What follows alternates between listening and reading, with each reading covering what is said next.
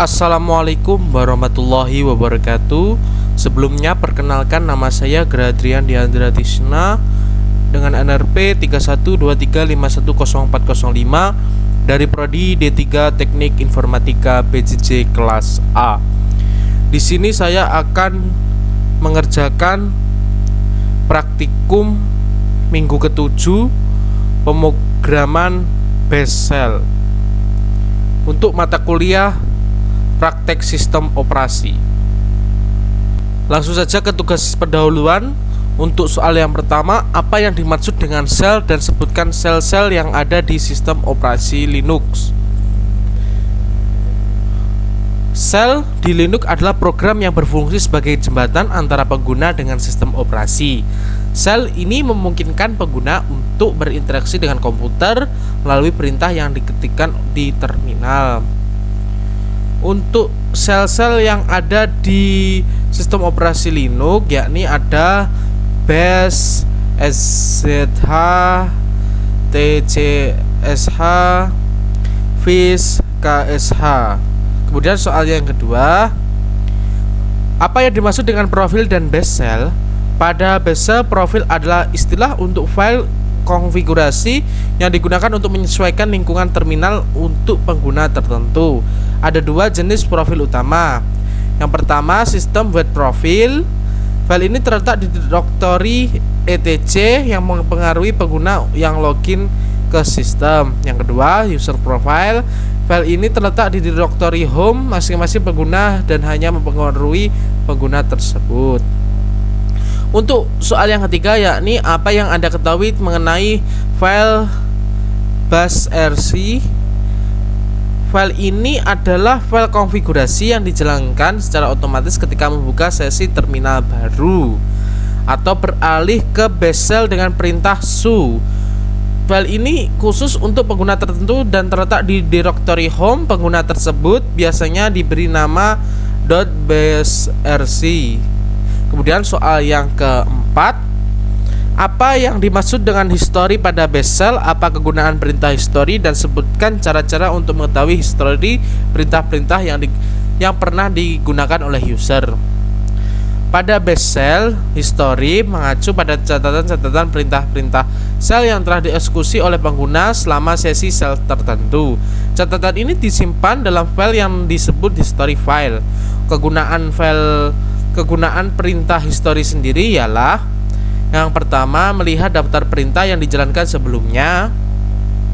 Yang selanjutnya, mengeksekusi kembali perintah yang dijalankan sebelumnya, mencari perintah dalam history, menyunting perintah yang dijalankan sebelumnya, dan yang terakhir, menghapus perintah dari history. Cara untuk mengetahui history perintah: yang pertama, menggunakan tombol panah atas atau bawah, kemudian menggunakan perintah history, dan yang terakhir menggunakan perintah editor teks atau menggunakan editor teks. Kemudian langsung saja ke percobaan yang pertama. Yang pertama kita lakukan yakni membuka terminal terlebih dahulu.